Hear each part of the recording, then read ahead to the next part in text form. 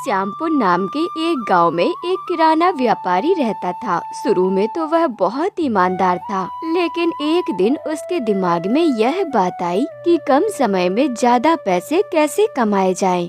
इतनी मेहनत से व्यापार करता हूँ, फिर भी मुनाफा कम है। अगर मैं थोड़ा दाम बढ़ा दूं तो कैसा रहेगा, और साथ में अगर थोड़ी मिलावट कर दूं तो क्या किसी को पता चलेगा? रघुदा, चीनी कितना रुपए किलो है? 60 रुपए। क्या? कल तो 45 रुपए थी। अच्छा ठीक है, दे दो। और हाँ, एक पैकेट नमकीन भी दे देना।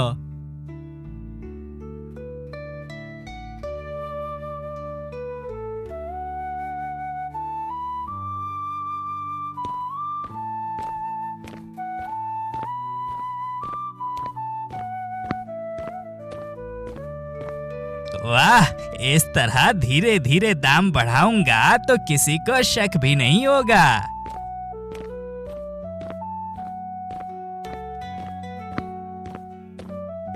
अरे ओ रघु बेटा, थोड़ी अच्छी मूंग दाल देना, तकरीबन 500 ग्राम के करीब।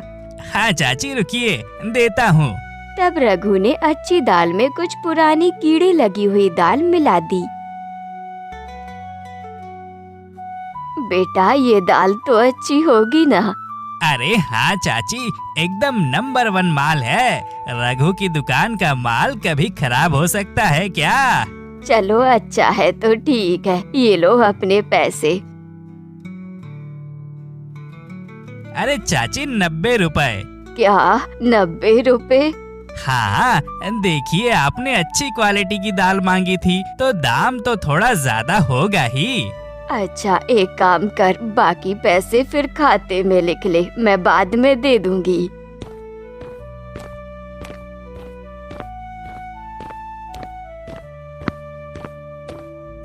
सुनती हो भाग्यवान, हम बहुत जल्द अमीर होने वाले हैं।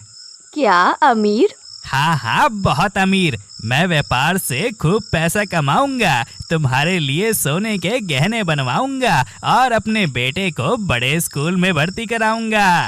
सच में? तब तो बहुत अच्छा होगा। अगले दिन दुकान पर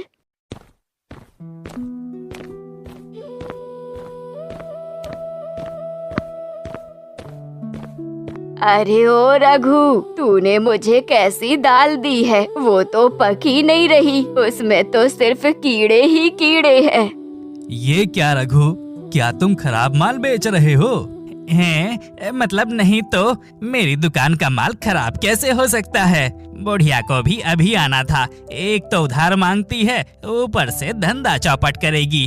चाची, आपकी ही कहीं गलती रही होगी, शायद किसी और दुकान से ले गई होंगी। मेरी गलती कैसे हो गई भला? कल ही तो दाल मैं तेरी दुकान से ले गई थी। देखिए चाची, मेरी दुकान को बदनाम मत कीजिए, आप तो रोज की ग्राहक हैं, क्या मैं आपके साथ ऐसा कर सकता हूँ? हाँ, बात तो सही है। चाची, शायद आपको कोई गलतफहमी हुई है, आप दूसरी दाल ले जाइए।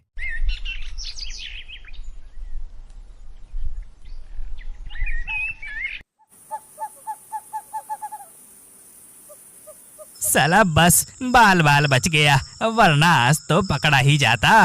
उफ, बाप रे, शुक्र है कि पूरी तरह से फंस नहीं गया। नहीं नहीं, अब से और भी सावधानी से काम करना होगा ताकि किसी को भनक ना लगे और मैं भी ना पकड़ा जाऊं। क्या जी, तब से अकेले अकेले क्या बड़बड़ा रहे हो? गिन्नी को क्या बताऊं? नहीं नहीं, अभी उसे ये सब बताना ठीक नहीं होगा। लो, फिर से पता नहीं क्या सोचने लगी। अरे क्या हुआ, क्या सोच रहे हो तुम? हाँ, नहीं नहीं, कुछ नहीं। मैं पूछ रहा था कि बाबू कहाँ है? वो तो कमरे में पड़ रहा है। क्यों, क्या हुआ?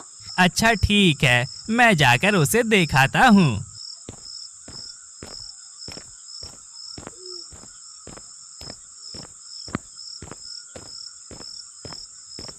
क्या ये मुझसे कुछ छुपा रहे हैं? पक्का कुछ ना कुछ तो हुआ है।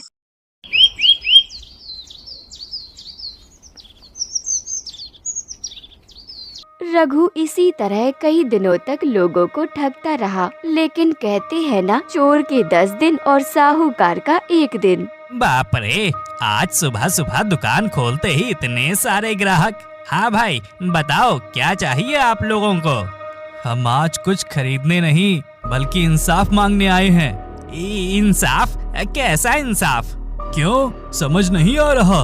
तुम हमें खराब माल बेचकर दोगुना मुनाफा कमा रहे हो। हाँ, उस दिन मैं सोयाबीन ले गई थी, आधा तो खराब निकला।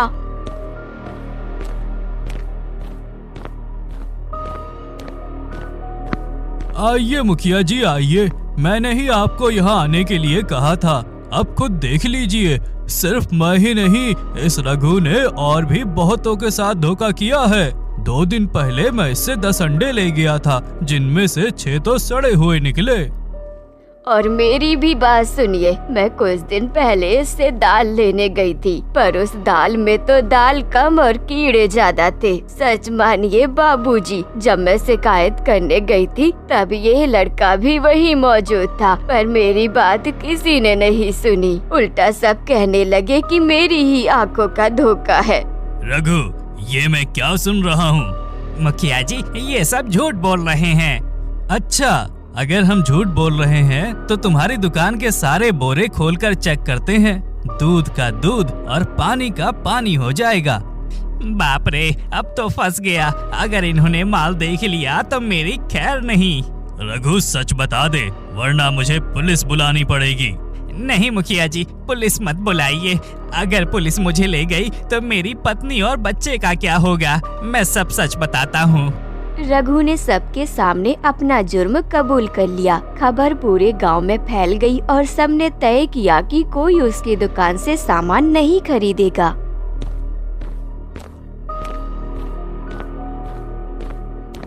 माँ, सब मुझे ठक्का बेटा कह रहे हैं कि पापा सबको लूटते हैं।